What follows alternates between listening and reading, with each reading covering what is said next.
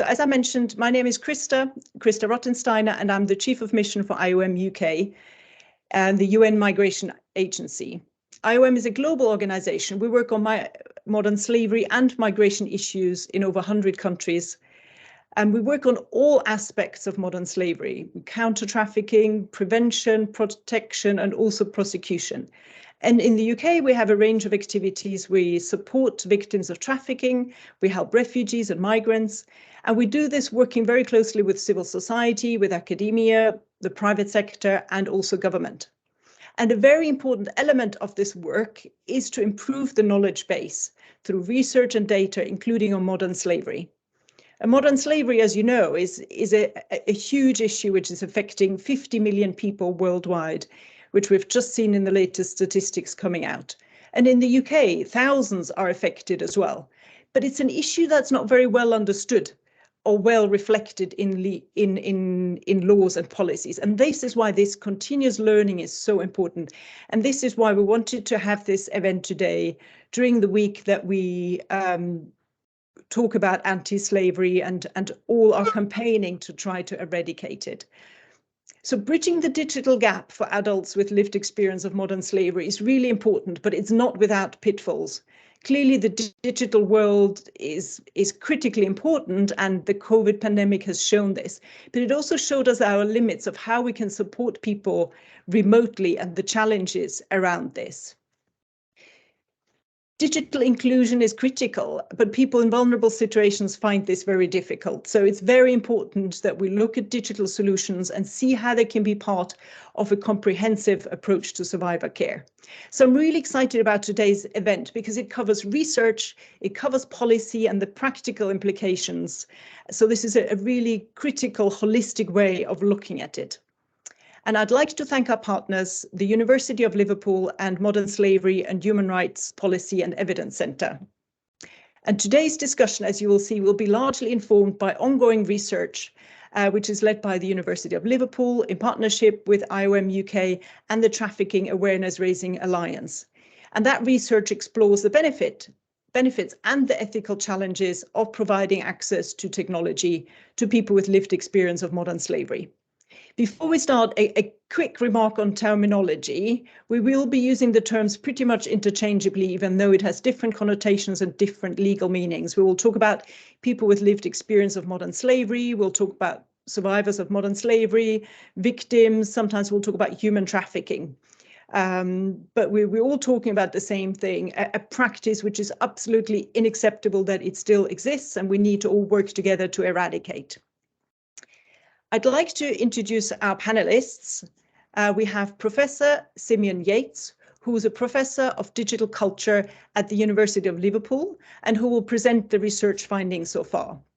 We have Catherine Cullen from our IOM UK protection team, who will present the IOM STAR project as a case study. And we have Liz Williams, who's Policy Impact Manager at the Modern Slavery and Human Rights Policy and Evidence Centre, who will talk about the opportunities to have an impact on policy. And most importantly, a warm welcome and thanks for joining us today to Greta, who's one of our STAR participants, who will talk about her experience of receiving a laptop and getting digital access as part of the STAR project.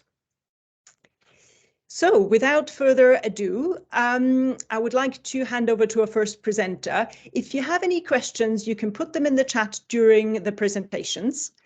At the end, you can also raise your hand if you'd like to ask a question in person. And afterwards, we will have at least 15 minutes to answer your questions, because I would really like this to be an interactive session at the end. So now over to Professor Simeon Yates for his presentation. Thank you. Good afternoon, everybody. It's great to be here. If we could just get the slides up. There we go. Great. I'm here to present the work that the team here is doing. You see the names of the team members here on the slide. Myself, Gianfranco, Rebecca, Jeanette, Catherine from ION, and Brona from Tara. The project is very kindly funded by the Modern Slavery, Human Rights Policy and Evidence Centre and the Arts and Humanities Research Council. Just for the to save time, I'll whiz on through the slides. If we move to, so the project's got 4 phases. It's driven by the need to understand the digital needs of survivors of modern slavery, adults with experience of modern slavery, especially post COVID, when we know, when so many support systems moved online, benefit systems, government systems, and everyday life moved online. There's the 4 parts. We've been trying to look to see if there's any prior academic work done on this. We've just completed, or just about to complete, a set of interviews and a short survey with stakeholders who support survivors to understand their perspective on what's changed and the digital needs of survivors. And we've just got our ethics clearance to start now with some semi-structured interviews with actual adults with experience of modern slavery and their experience of being engaged with opportunities to get digital skills or engage with digital technologies, or their needs more generally around digital systems. And our final steps will, of course, be to do more of this, of dissemination and stakeholder engagement. Next slide, please. I won't go through all of these for time, but we've got a set of research questions that are broadly around 2 themes. One is the experience of using digital systems, and especially the experience of using digital systems whilst going through the support that's offered in the UK, the National Referral Mechanism and the whole raft of support activities around that, but also the broader question of the digital needs of survivors of modern slavery and how that helps or not with their recovery and with their support, and to the extent to which some of these things are specific to the needs of survivors of modern slavery. Because in our own research, which is predominantly on digital inequalities, we know there are a lot of issues that different groups, people on low incomes, people with long-term ill health, people with lower educational attainment, find in terms of engaging with our digital world. And we need to understand what's specific, but also how survivors of modern slavery can tap into the support that's given to those groups as well. Next slide, please. This is just a very quick slide that's recently produced by a colleague of ours, friend of ours, Kat Dixon, who's a digital poverty research fellow for the Good Things Foundation. And she's done this lovely little graphic, which will be shared afterwards, that goes through different areas of modern life, which is the kind of list across the top. You probably can't see this on this small slide. And then down in the columns are the kinds of activities you might do in that area of life. And each of those squares represents something where this has now become predominantly digital. So it just kind of reinforces how much of modern life, from engaging with entertainment and culture through to dealing with government services or getting healthcare, is now digital. Next slide, please. So what do we find in the literature? Not a lot, to be honest. There is a very limited amount of literature on the digital kind of challenges and issues being faced by survivors of modern slavery. We did expand this further to victims of crime and so on. Overall, it's a two-edged sword, as many of these things are around digital, that there are opportunities there that could support survivors, but there are also potentials to be put at risk at online harm, especially where digital skills are low. And predominantly people in the non-academic literature were noting the shift to digital by default provision of services, which might have an impact on survivors. Next slide, please. So, as I said, very limited literature, particularly around small amounts around recovery and support, opportunities, and on the provision of services. There is a lot more literature on the role of digital technology in migration, in people trafficking, and in particular the use of digital technologies when people are being trafficked or undertaking migration. But the focus really on access to support, skills, and the kind of recovery or post-trafficking situation is quite limited. Next slide, please. So what have we found talking to stakeholders who support survivors, adults with experience of modern slavery? These have ranged from charities to some of the major organisations contracted by the UK government to provide the National Referral Mechanism, to organisations that work with a mix of people, from different migration and trafficking situations, to groups who are trafficked or in modern slavery for very specific reasons, very specific types of employment or sexual exploitation, etc. Some of the key findings are a lack of coordination of provision. There is no really centralized method by which provision is given to survivors of modern slavery to provide them with digital skills or access to digital technologies or internet access. Though there are some major programs, I would point to Connected Scotland, where organisations have been able to tap into those, but there is no coordination for survivors in specific. Again, funding is patchy. And importantly, there's an issue around what type of support is given. Smartphones are a default, but we know from digital inclusion research, but also from this research, that they're not enough, especially where people need laptops or larger screens in order to engage with counselling or complex online systems. Next slide, please. We also find that the stakeholders say that consistent long-term support is important, but often missing. A lot of interventions provide either access to Wi-Fi or a device or a smartphone, etc., and some data, but this isn't long-term. It often has a cut-off after 6 months or a few weeks, and that can be a real impediment for survivors maintaining their digital access. We also know that survivors are dealing with very complex circumstances. They may be getting counselling support online under COVID. They may be accessing government services and having to input complex private information, and they may be dealing with very difficult and traumatic issues and topics. We all tend to think we can just pick up our phone and use it for whatever we need to use it for, but if you can't get the privacy or the space on an appropriately supported context in which to do this work, then that is also an impediment to using digital systems. And some other key things are individual support is important. Language is often an issue. Most IT systems are in English in the UK. Education and ICT experience, prior education and ICT experience can be an impediment if people have not had an opportunity to use those kind of systems before.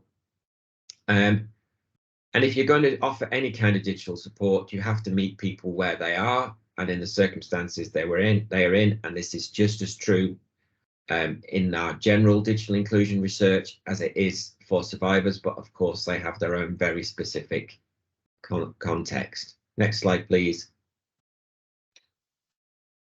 People brought up risks and harms. You know, people with low digital skills are more likely to have trouble online when they encounter online harms. You know, if they're only using a small amount, they may not be exposed to many, but if they are exposed, the risks are much higher for them. You know, losing money, having private information stolen, etc., being re-exposed to traffickers are all harms that are specific to this community and this group. But there are many positives. Lots and lots of our interviews talked about the importance of using digital for connectivity to friends and family. They talked about access to education for survivors and children. The word dignity was used on a number of occasions around, you know, being part of society and having an ability to engage. And long-term independence and resilience is a key outcome because you need digital skills and access to maintain your social, educational, employment, and so on opportunities. And it should not be forgotten that digital is now also our primary route into education, entertainment, and culture. And without that, you know, that's the positives of day-to-day life. And again, access to digital provides that. Last slide, I think, please. So conclusions so far. There are very specific digital inclusion needs for survivors of modern slavery. It's particularly around individualized support. Any digital training and support therefore has to take that into account. Just generic training and support is useful, but it's much better if it's targeted. This issue of longer term access and skills is really important. It's important in our broader digital inclusion work, but in this case, I think there's some real emphasis on not having these cliff edge points in which the support disappears. And there are some specific needs around online harms and risks that need to be supported and mitigated, either through good support and training so that the people themselves can identify them and prevent the harms, but also, you know, in terms of providing good quality equipment and access so that these harms are mitigated. And stakeholders themselves need support to provide the above, but also to ensure that they've got the digital skills and capabilities within their own organisations to provide this kind of support. So that's a very quick overview of what we found so far. The next step is to talk to adults with experience of modern slavery themselves.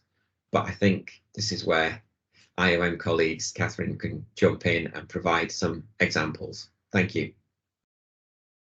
Thanks, Thank you Simeon. so much, Simeon, for this presentation and really, you know, very exciting research, and happy that you also pointed out the positives, but still the gaps that remain, which is also gaps for us as organizations and building our capability. So thank you so much. So I'd now like to hand over to Catherine to talk about the case study of the STAR project. So, hi everyone. I'm going to present now on the STAR project as a case study, as Krista just said. So before I explain what the STAR program is, I'll give you just a little bit of context as to why we developed it in the first place. So we know that in the UK, survivors face many barriers to employment and integration. So, for example, low digital skills. We know that government support provided through the NRM is very much focused on the initial recovery phase. And we know that work is key in long-term reintegration as it gives financial independence, purpose and stability. So noting this gap in provision, we saw this as an opportunity to develop resources and provide support to prepare survivors for work in the UK. So what is the STAR program? It was a small-scale pilot that we developed and delivered over 2 years to provide digital skills development training to survivors of trafficking and modern slavery to help them to prepare for work. And it covered 3 modules, which were digital skills, life skills, and employment skills.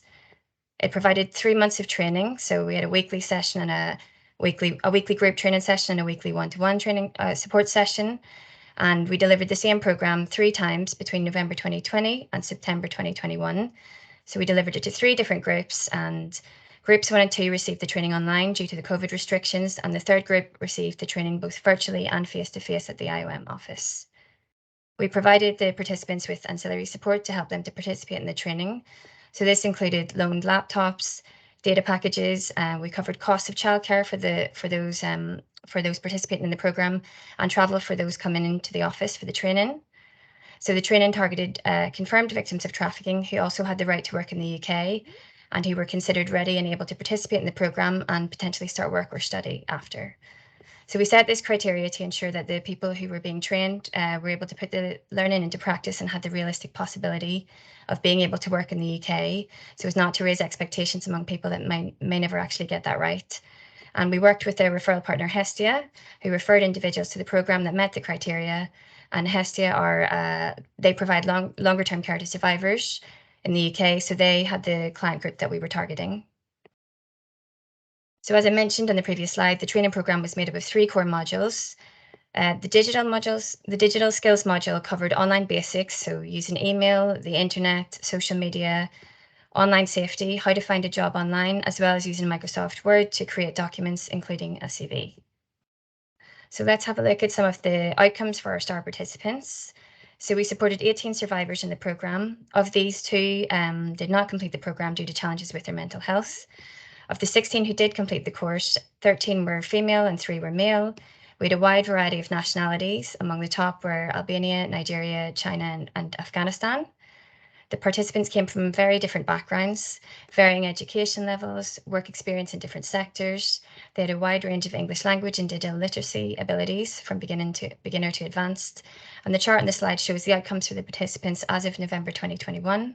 So we had 5 people in work, mostly on a part-time basis, and 1 in full-time work, in sectors from construction to hospitality.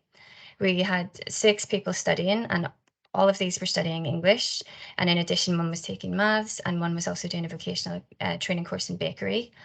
We had 1 person volunteering in a children's charity, and 3 were neither searching for work or engaged in studying or training. And of these, 2 had small children with no childcare support, and 1 was in the late stages of pregnancy. So this means that 75% of the participants were in work, studying or volunteering, which was quite a positive overall outcome and above our target of 60%. So on this slide, you can see some of the STAR participants' comments that we gathered in some focus group discussions as part of our monitoring and evaluation activities. So as you can see, one participant commented on learning how to use Zoom.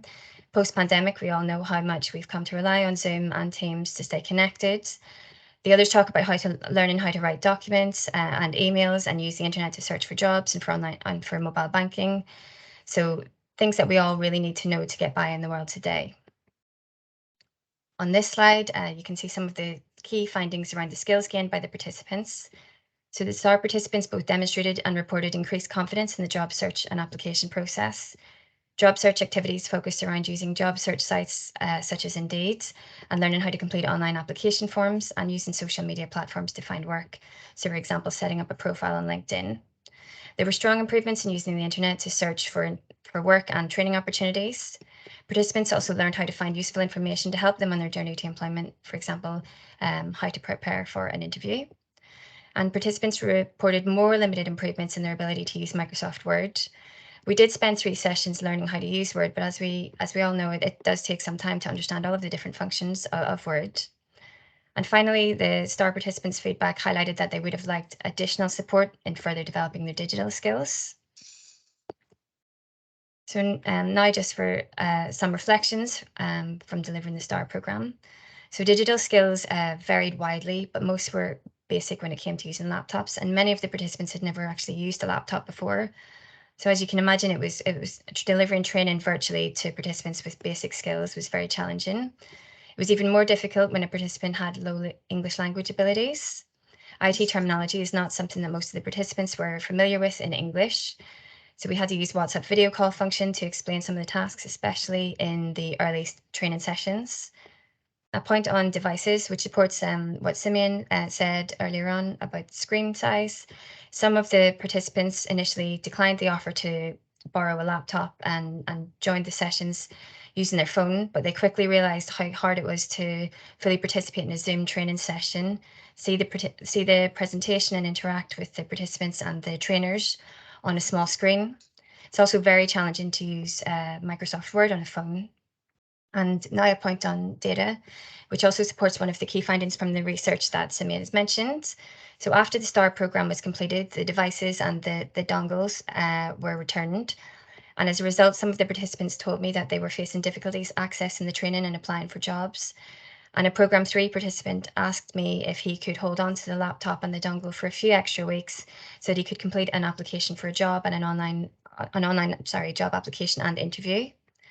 And when delivering the digital skills module, I noticed a general lack of awareness around online safety. So for example, online scams, phishing emails, as well as the risks around sharing personal and location data on social media.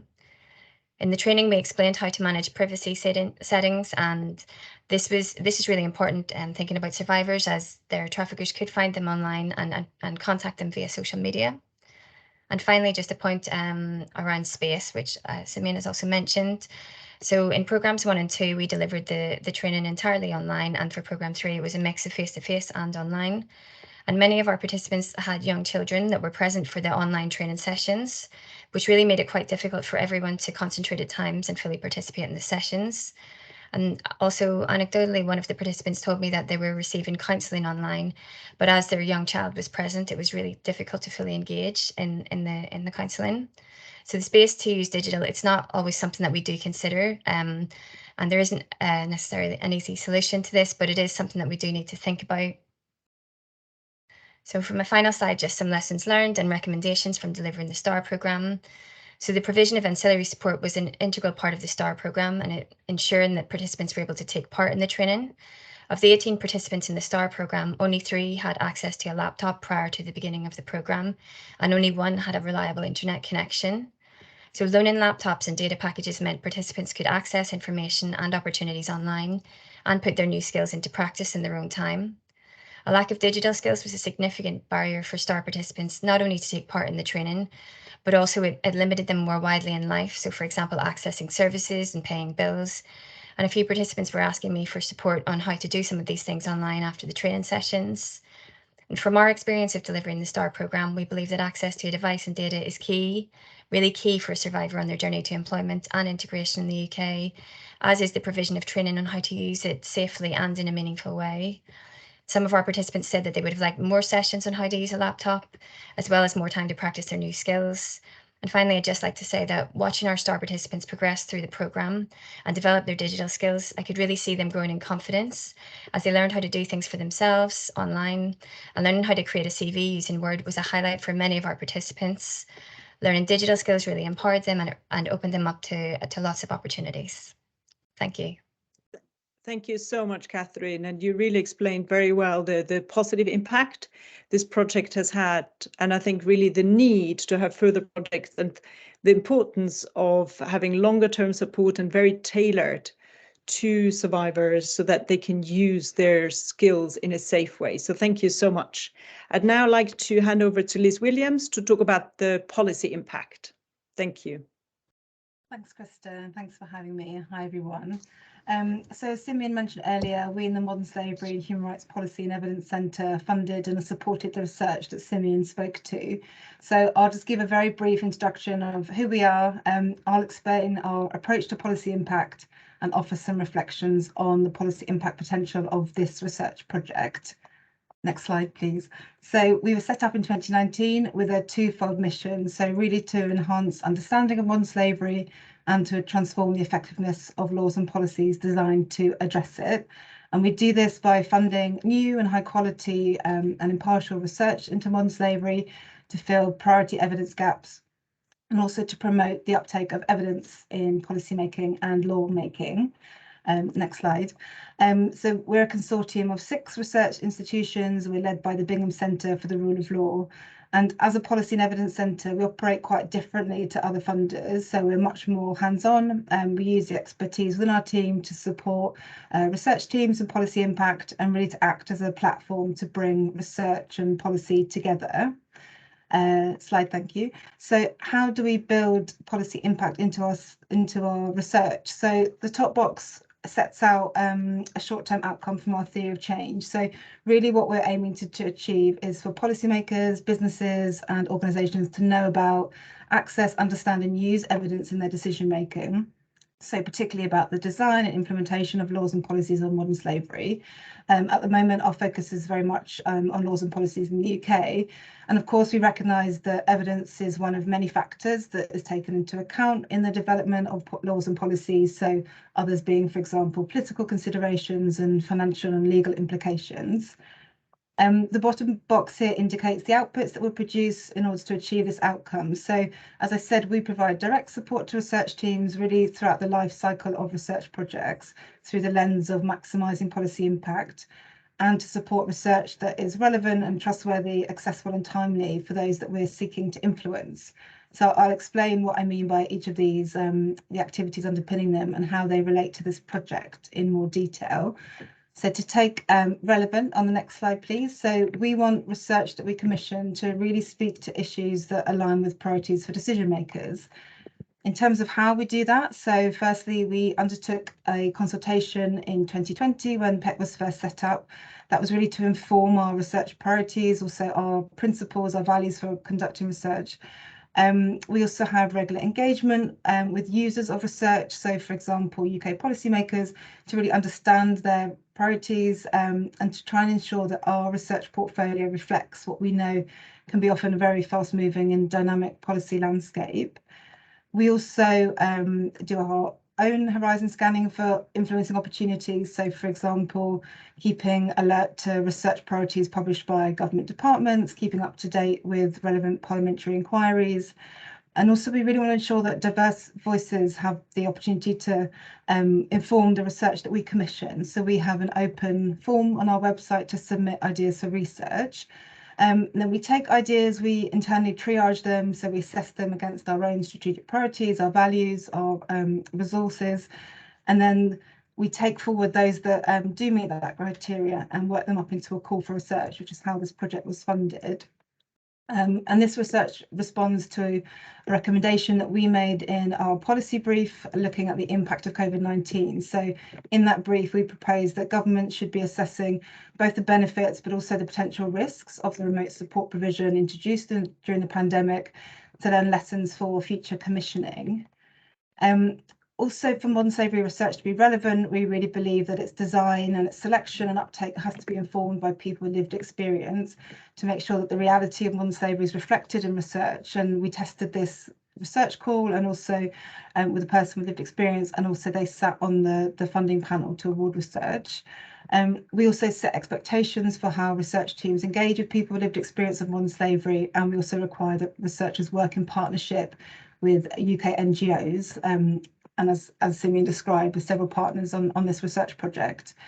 And as well as relevant topics for research, it's really important to focus on the relevance of recommendations. Obviously, we're not quite at that point with this project yet, but as a general rule, we found that recommendations have the most traction when they clearly stem from the evidence that's been gathered in the research project.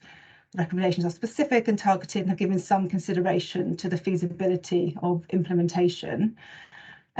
We then worked with research teams to identify key audiences for the research project. So for this research project, we expect the findings to be of interest to the Home Office. So given they hold policy on support delivered through the victim care contract, and also given their wider digital inclusion work, the devolved administrations, also local authorities, given responsibility for support after the victim care contract, and for those who decide not to enter the NRM, also relevant teams in the Department for Digital Culture, Media and Sport, business and tech companies, so given their involvement in donating devices to survivors, and then also importantly, NGOs supporting survivors, so be that those that are subcontracted through the victim care contract or those providing support to adults outside of the NRM.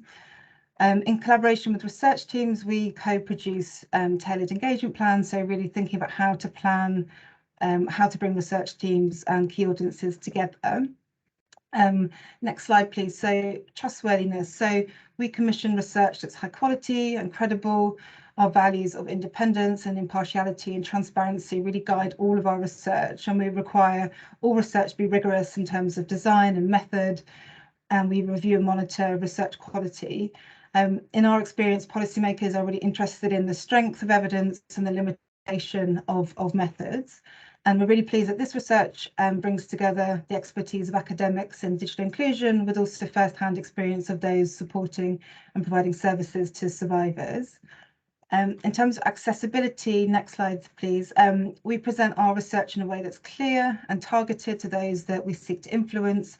So audiences that typically we know are quite short on time. So for this and for all the projects that we support support researchers to produce a research summary, so tailored and framed to policymakers' interests and needs.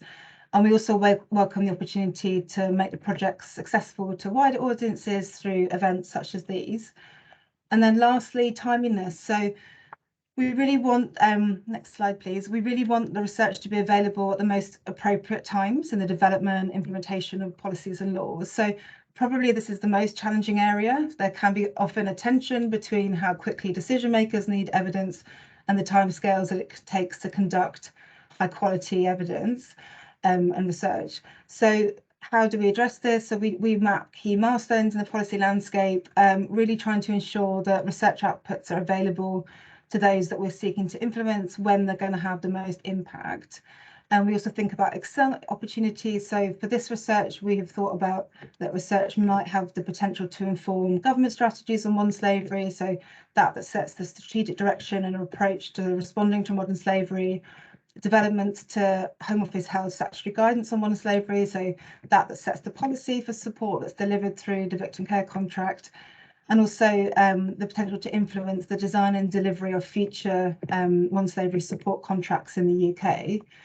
I think it's also important to say that despite recent political changes and some uncertainty, the delivery of the NRM and the victim care contract are statutory obligations. So we still expect the findings of this research to be relevant to ongoing policy considerations. And then also think there's some potential to inform the broader approaches to digital support. So thinking here about central and local government, local authority initiatives or funding, and also business and NGO support to survivors. And I'll just conclude by saying that we really hope that by building in policy impact into the project from the start, the findings will have a real potential to inform decision makers with independent and rigorous evidence. And we're really looking forward to the final report. Thank you. Thank you so much, Liz, for setting this out so well. And I think it's such an inclusive and impactful approach that you're describing, which I think will really lead to a virtuous circle of, there's policy gaps that informs research, which then informs policy. So this is really great to hear. I would now like to hand over to Greta to tell us about her experience with the STAR project. Yeah, hello everyone. My name is Greta and I was participating with the program, the STAR program in November 2020 until January 2021. The project that time it was running online, which it was very good for me because it was giving me an opportunity to do something, because I was out of the education for nearly 3 years because I had my daughter at that time. And I couldn't access any education, and it was very good opportunity to take and to go through. So the STAR program, it was online, and we were provided with the laptop and with data, which it was very helpful because that time I didn't have any laptop, or the data I was having on my phone, it wasn't too much, so it couldn't run all the course. And in the program, we learned lots of things, which it really helped me a lot. And even today, I'm working right now, so which it was, I would say, more because of this program. With the program, we learned how to use the device, how to use the Microsoft Word, how to use the email. Also, it helped us with the CV, which myself, I found it so good because I never had any knowledge before how to do the CV. So we created the CV with our mentor, which was 1-to-1 every week. And also in the STAR program, we did learn about the search job application as well. So we learned about some of the websites, which was very helpful about the job where we could search. Some of them was Red, Indeed, LinkedIn. It was Twitter, Facebook, so lots of social media stuff as well. And myself, I find it very helpful, and especially Indeed, which I find my job, which I'm doing right now. So yeah, and just the fact that because it was the program was online, myself, it helped me a lot. Because of my daughter, I couldn't do any education. And also it was covered the childcare because she was, in that time, she just turned 2. So she wasn't eligible to go to nursery, which it would be free. But because it was covered from the STAR program, it helped me to go to do the course. And when she turned 3, I was looking for work, so which I'm doing right now, and I'm so happy for that. And I would advise like everyone who wants to do the course, the STAR program, to go through, because it helps you a lot with lots of information, even with the law. So what is the law when you go to work, what is your right, or if something is not going right, where you can go and seek help. Or so yeah, it was lots of things which myself I find helpful, and I think even for other people as well. Thank you so much, Greta, and I'm just really pleased that you found a job. That's just excellent. And I think for me also, as a woman and as a mother, you've highlighted the importance of having specific support for women who often have the childcare challenges, and that always needs to be built in. So thank you so much for sharing your experience.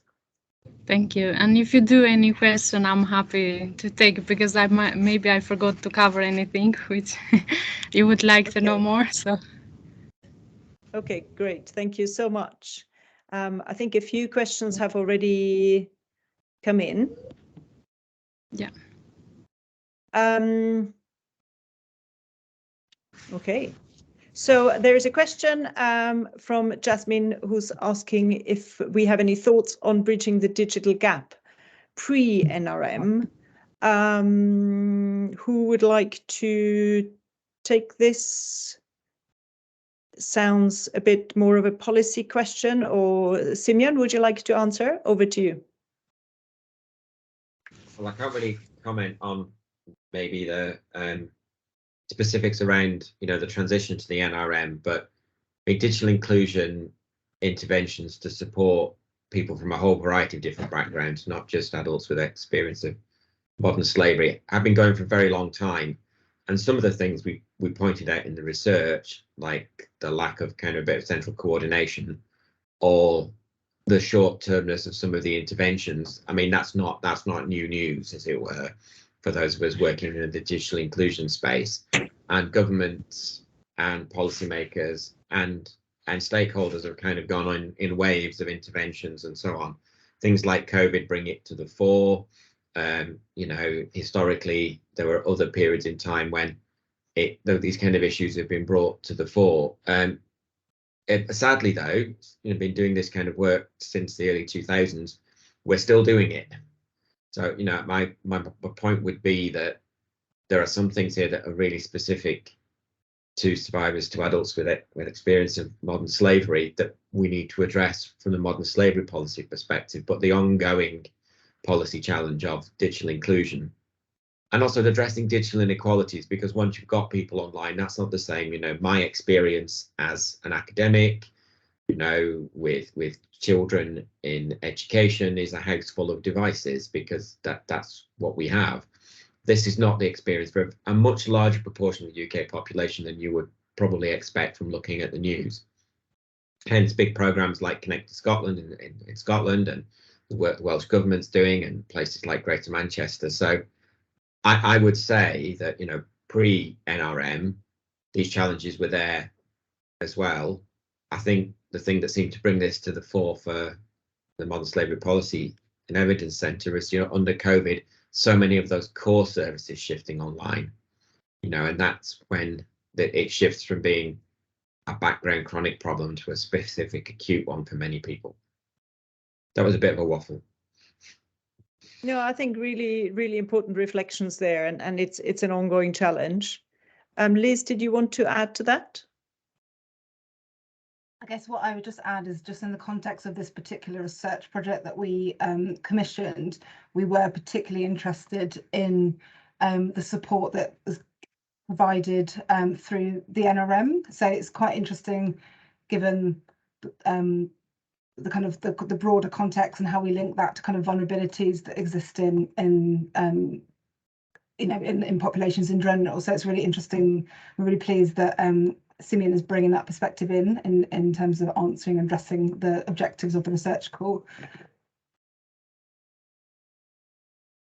Yeah, thank you. I just wanted to, I'm coming to the next question in a moment, but I just wanted to acknowledge Michelle, who put in the chat research, which is very important, on survivors' experiences.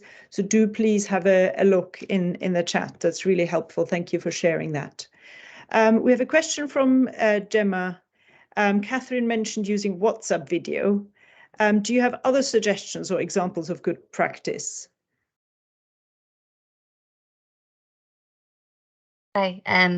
So I think when we used WhatsApp, especially in the early sessions, because as I was saying, a lot of our participants, English isn't their first language, so explaining, trying to, even though we provided a booklet with instructions on how to join the sessions and participate in the activities, because of the English language, there was still issues. So we found that using WhatsApp, because that we could then actually just point out, you know, on the keyboard, press this key. So that's how we overcame some of the challenges in the early sessions. I think with the range of levels of English, of digital skills in the group, we had 2 trainers, and we used breakout facilities, the breakout rooms. So we would split the group so we could have a trainer dedicated to some of the participants with maybe lower abilities. We'd also created a workbook as part of the training resources, which has a whole range of activities from beginner level to advanced level. So after the presentation, the participants could work at their own pace through the activities at the level that worked for them. So that was really how we manage the wide range of the digital skills or abilities in the training sessions. And also, I think one thing that we noticed that was helpful as well was peer support, and a lot of the participants actually supported each other and helped each other and explained things in the sessions, which was really nice to see. Great, thank you. Greta, do feel free to add anything at any stage if you want to. I mean, Kathy was saying, I would say, yeah, that is a good point, because like we see in the program we did, some of the people, they never been using a laptop before and they found it very hard to open the laptop or to use the Zoom or Teams. So I think it would be very good even adding the WhatsApp as well. Great, thanks a lot. We have a question from Helen, who's saying, well, this is a great program. How can this be? Is this something that can be replicated by other organizations with guidance and requirements? So this is something I'd like to ask Catherine. But I mean, from my perspective, I see a huge need for this kind of programming. The challenge is very much to access the funding, like we're seeing now, that we'd like to continue similar activities. I think if we could all pool our resources of how we can actually have projects like this and fund them in a more sustainable way, then I think that's a really helpful discussion. Over to Catherine for any more reflections on this. Thanks, Krista. I think that's really, in terms of the replicability. Great point. Yeah. With our STAR program, we actually developed a train the trainer program on how to use the resources and how to adapt the resources, and we delivered that earlier this year internally to colleagues in different offices around the world. And one thing that we did think actually was how we could use this train the trainer and the resources in the UK. And we did think about potentially adapting this train the trainer for support providers that work with survivors in the UK. And we are engaged actually with the Modern Slavery Unit and also with the Commissioner's Office on how we could use these resources, how we can share these resources more widely, and thinking, how we could potentially integrate them into that wider support, mainstream support kind of network. Thanks. Great, thanks a lot. A question about apps from Phil. Have you come across any apps that survivors have found helpful in helping them identify and or access support? And a slightly different angle also, but Joanna is asking, well, how can we use electronic language interpreter device tools such as Pocket Talk, and any experience on that? And other, scanner reading pens, lingo pens, so all the kind of technology solutions that are out there. Over to Catherine. And then to Simeon. Oh yeah, I mean, I was going to also say if Greta, maybe also had if there was any apps or anything that she'd used, maybe. Myself, to be honest, in that time, my English, it wasn't that bad, but I do use sometimes like translate on my phones. So I don't know if this is something you could advise to the people who don't speak or don't understand English. So yeah, other than that, I don't have any other idea. Okay, thanks a lot. Simeon? So I was just going to do a bit of a shout out to some of the other organisations, probably outside of the modern slavery and trafficking field, who do a lot of work to provide training and support for people to get online. I mean, the obvious one is the Good Things Foundation, which is one of the biggest charities in UK that does this, and they provide a lot of free resources. Going back to the training point, they provide a lot of free resources for people to learn how to do things online. This Learn My Way package, but they also have a lot of advice on some tools to use for people who are early or first time users of digital technologies. So in terms of the question about rolling out the kind of STAR work, I think it's a great example of the kind of thing that organizations can do, but they don't necessarily have to start from scratch. They can learn from Catherine and the STAR program and things, but there's also other organizations out there that are NGOs, third sector, who are dedicated to supporting organisations to support people, and they have some great networks to get involved with. So, sorry, I just need to add here.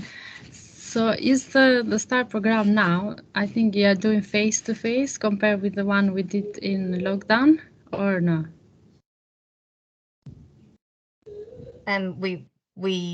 The first two programs were completely online, and then the third program was a mix of face-to-face and online, but we're currently not running the program at the minute. So we finished earlier this year. Thinking for the program which is around like face-to-face, because there is lots of organizations which they do take volunteer. And for example, for people who speak different language, I think you might find, for example, let's say like Albania, I know Hestia, they do a lot of volunteering. So even I think with that it can help you with the translation during the lesson when you are doing in the classroom. Yeah, I think that is something that we did consider when we were designing the program as well, whether that would be possible. But I think what we saw in STAR was that we had such a range of nationalities, that for our program in particular, maybe just because there was such a wide range, that would maybe be a bit tricky. But it is definitely something that we did think about, Greta. Thanks.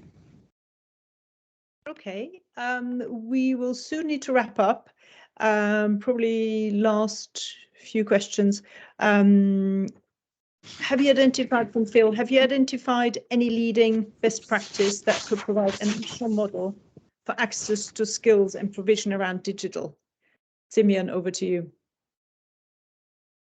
I think I may have already partly answered this. I mean, I have to admit that I've worked with the Good Things Foundation for a long time. They are a good example. I would shout out to Scotland, Scottish Government and SCVO for their work with Connecting Scotland. Similar work in Greater Manchester, again, but this time targeting specific groups like care leavers, people on terminal health, older adults. These are all examples of really good programs. They're all slightly different because they're all trying to answer the problem in a slightly different way with the resources or the levers that those organizations can, as it were, pull to do things. Many good examples. One of the common practices in the area, though, during digital inclusion is for organizations to work with each other. So, you know, organizations in Scotland to work with the Connect Scotland programme, or for local community groups to work with something like the Good Things Foundation, who would then support them and provide them with access to the training materials and so on. So it's about combining whatever, because I think that meet people where they are point is really, really important, you know, to get that interaction with people, because I mean a lot of charities talk about three big barriers to digital inclusion. One is access, by which we mean skills, devices, data, whatever. Access, which we mean by skills, data, devices, data, kind of the material side, skills, the ability to use them, and motivation. That's the kind of three things they talk about, because a lot of people who are not particularly digitally engaged, if you ask them why not, they just say it's not for me. And that it's not for me covers an awful lot of issues. And so getting over that barrier, giving people the confidence, giving them the ability to see it as a benefit to them, is just as important as the wires in the ground kind of thing. So again, organizations that know about that, working with you that know about that community or that group of people or that people with a specific need, is the best combination. Yeah. Very well said. No, thank you for that. I think you really highlighted the importance of networking, and I hope this, you know, is one of these events where we can strengthen that network, and I see a lot of resources are being shared. So that's really positive. And thank you also for the comments, including from Michelle, about private sector engagement and how we can reach out to them, because clearly, as Jennifer has pointed out, the high costs involved in a lot of that. So we need to look at partnerships. Volunteering is one option, but, you know, other partnerships to make sure that we really tap into the potential of the private sector. So thank you so much for joining this session today and for this really active participation and all the discussions and comments and questions. A huge thanks to the panelists for their contribution. If you'd like to find out more about the research, you can contact Catherine or Simeon directly. We will share their email addresses in the chat. The final report of the research project will be published early in the new year, so please check our website, and we're also putting the IOM UK Twitter handle on the chat. Please also look out for our briefings on the national referral mechanism, because they crunch through the data and have some really interesting finding to feed into policy making. And I'm keen that we share these more and more widely. And as mentioned earlier, we will be sharing the recording and the presentations. And well, very finally, we will also put a link to a short feedback form. If you could spare another 2 minutes to give us some feedback on this event, this will really help us to shape future events. So a huge thank you again to the panelists, to all the participants for this really exciting session. Thanks a lot and have a good rest of the day.